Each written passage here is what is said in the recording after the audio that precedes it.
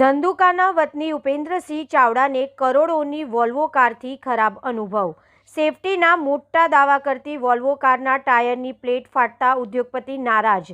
ધંધુકા તાલુકાના જાડિયા ગામના વતની તથા જાણીતા બિલ્ડર ઉપેન્દ્રસિંહ ચાવડા દ્વારા અમદાવાદથી આશરે 14 મહિના પહેલા કરોડો રૂપિયાની વોલ્વો કંપનીની કાર ખરીદવામાં આવી હતી, પરંતુ તાજેતરમાં ધંધુકાથી અમદાવાદ જતી વખતે તેમની કાર સાથે ચોંકાવનારો બનાવ બન્યો હતો।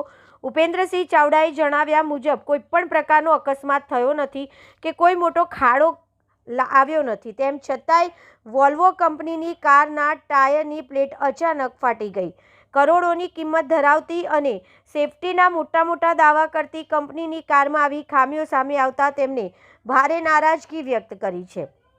ખેડૂત પુત્ર તરીકે મહેનતથી ઉદ્યોગપતિ બનેલા ઉપેન્દ્રસિંહ ચાવડાને વોલ્વો કંપની તરફથી યોગ્ય જવાબ ન મળતા તેઓ અત્યંત અસંતોષમાં છે।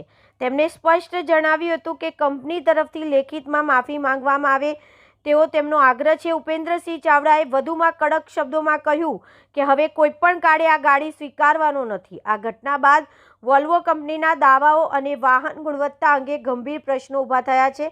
કરોડોની કિંમત ધરાવતી કારમાં આવી ખામી સામે આવતા લોકોમાં પણ ચિંતા ફેલાઈ છે। Reporter CK Barad, news nap.